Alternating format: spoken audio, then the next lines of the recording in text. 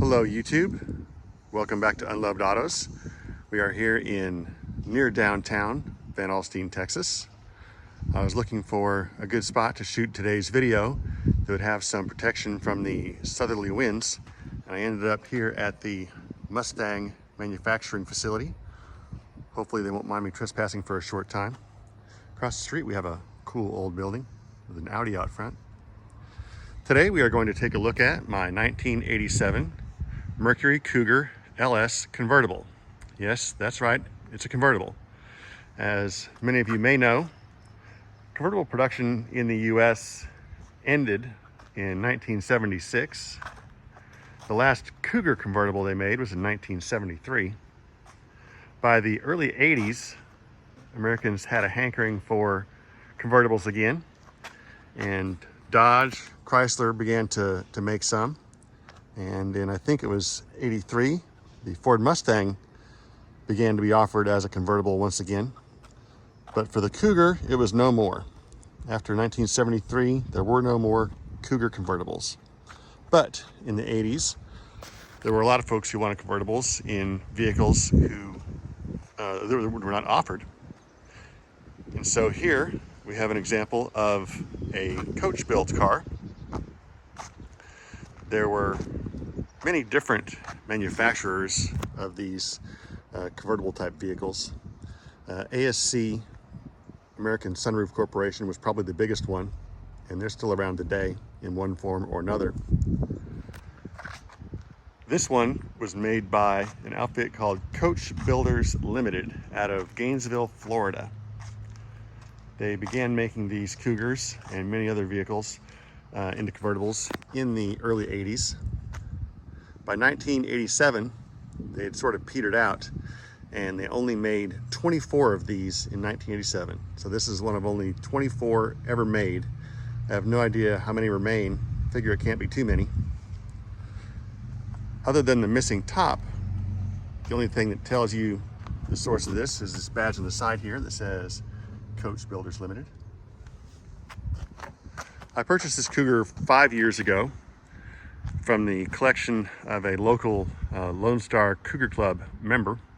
He had a bunch of cars, and he was getting up there in age and was selling them off. I was lucky enough to grab this one.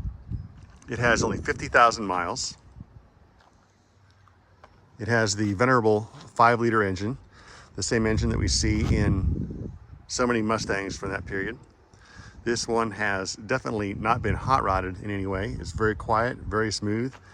This vehicle is not meant for speed. It is just pure class and cruising.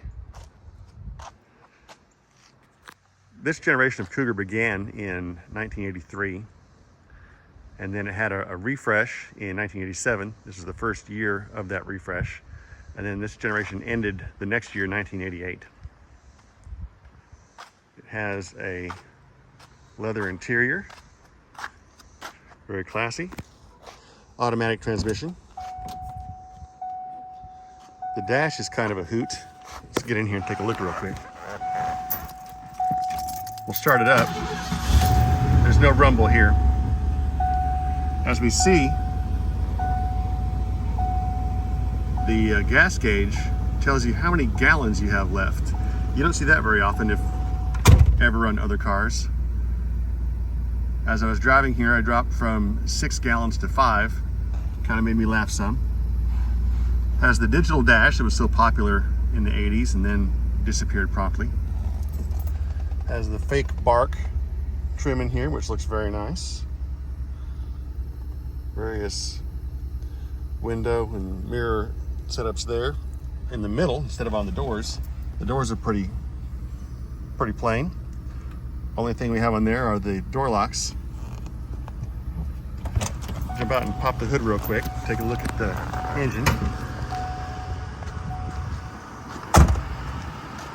This car is in very, very nice shape. Like I said, 50,000 miles. The paint is beautiful. Engine compartment, while not perfect, looks very nice.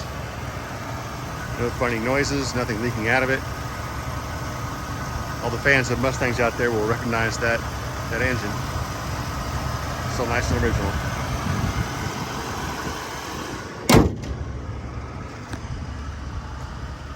has the famous Ford key system. I haven't tried that one just on this car to see if it works or not. I do have a lot of Cougars in my collection. They're my favorite kind of vehicle overall. It's a shame that Mercury died and took the Cougar name with it. I would love to have, from this generation, 83 to 88, an XR7. So far I've not found a nice one yet. If any of you out there have one or know somebody who has a nice one who wants to get rid of it, let me know in the comments. I'd love to see it. So there we have it, the 1987 Mercury Cougar convertible. You're probably not ever gonna see another one of these on the road, maybe at a car show. We'll see you next week, maybe with another guest spotlight, maybe another car spotlight. Time will tell. See you next time.